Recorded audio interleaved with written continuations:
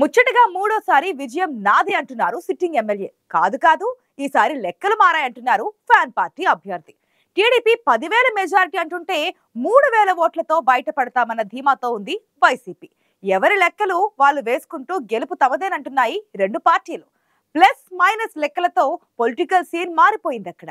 ఇంతకీ ఏంటా నియోజకవర్గం?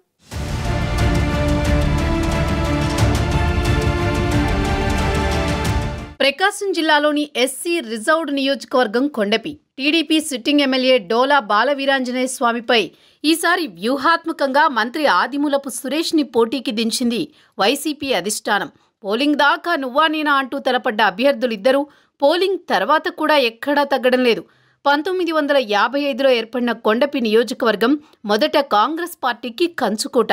కాంగ్రెస్ పార్టీ 4 సార్లు, టీడీపీ 4 సార్లు విజయం సాధించాయి. వైసీపీ ఆవిర్భావం నుంచి 2 సార్లు పోటీ చేసినా ఇంతవరకు బోని కొట్టలేకపోయింది. 2009లో ఎస్సీ రిజర్వ్డ్గా మారింది కొండపి నియోజకవర్గం.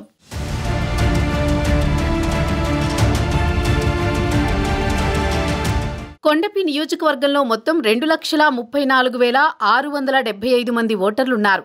సామాజిక వర్గాల వారీగా చూసుకుంటే కమ్మ ఓటర్లు అత్యధికంగా 43,000 మంది ఉన్నారు. మాల సామాజిక వర్గానికి చెందిన ఓటర్లు 38,000 ఉంటే ఆ తరువాతి స్థానంలో మాదిగ సామాజిక వర్గం ఓట్లు 29,000 ఉన్నాయి. అలాగే రెడ్డి సామాజిక వర్గానికి చెందిన 25,000 మంది ఓటర్లు, అలాగే యాదవ 16,000, బలిజ, ముస్లింలు, ఆర్యవైశ్య ఓటర్లు 3,000 మంది చొప్పున ఉంటే మిగిలిన వారు బీసీ సామాజిక వర్గాల్లోని వివిధ కులాల ఓటర్లు. ఎస్సీ రిజర్వ్డ్గా మారిన తర్వాత టీడీపీకి వెన్నుదన్నుగా మారింది కొండపి నియోజకవర్గం. గత ఎన్నికల్లో రాష్ట్రంలో 29 ఎస్సీ రిజర్వ్డ్ నియోజకవర్గాల్లో 28 చోట్ల వైసీపీ గెలిచినా కొండపిలో మాత్రం టీడీపీ హవాకు అడ్డుకట్ట వేయలేకపోయింది.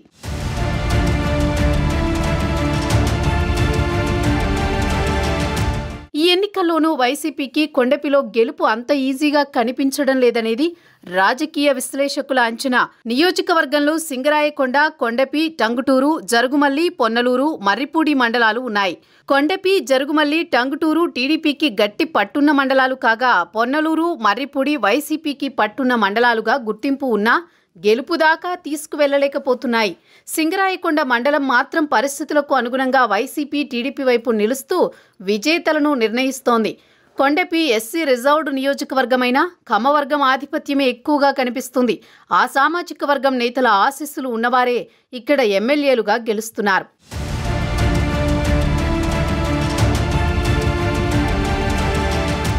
ఎమ్మెల్యే డోలా బాలవీరాంజనేయ స్వామికి సొంత చరిష్మా ఉండడం టీడీపీకి ప్లస్ పాయింట్గా ఉంది.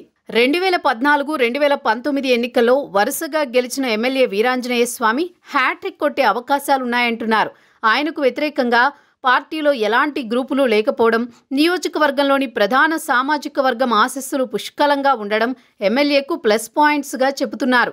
దివంగత నేత దామచర్ల ఆంజనేయులు మనవడైన దామచర్ల సత్య అండదండలు ఉండడం ఎమ్మెల్యే స్వామికి కలిసొస్తోంది. నియోజకవర్గానికి లోకల్ కావడం, ఇప్పటికే 2 సార్లు ఎమ్మెల్యేగా పనిచేసిన అనుభవం, నియోజకవర్గ ప్రజలతో ఉన్న సంబంధాలతో ముచ్చటగా మూడోసారి గెలుస్తానని ధీమా వ్యక్తం చేస్తున్నారు బాలవీరాంజనేయ స్వామి.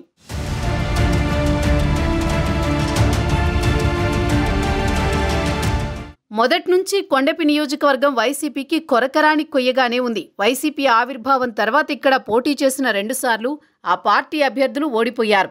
2019 ఎన్నికల్లో రెండోసారి ఓడిపోయిన తర్వాత నియోజకవర్గంలో పార్టీ ప్రక్షాళన దిశగా అడుగులేసింది వైసీపీ అధిష్టానం.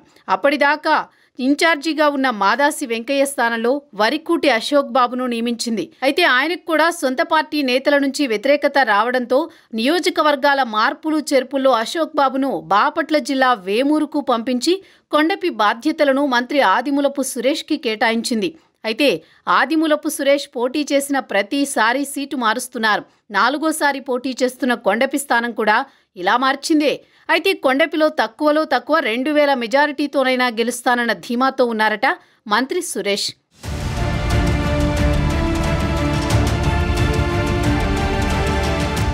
ఆర్థికంగా బలవంతుడు కావడంతో ఎన్నికల ఖర్చంతా ఆదిమూలపు సురేషే సొంతంగా భరించారనేది లోకల్ టాక్.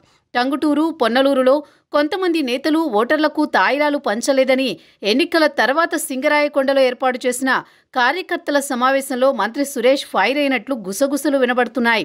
మరోపక్క సురేష్ అదృష్టంపై నమ్మకం పెట్టుకున్నారు. వైసీపీ ప్రభుత్వం అమలు చేసిన సంక్షేమ పథకాలతో పాటు ఓటమి ఎరుగని నేతగా ఉన్న తాను కొండపిలో టీడీపీ కోటను బద్దలు చేయడం ఖాయమంటున్నారట ఆదిమూలపు సురేష్.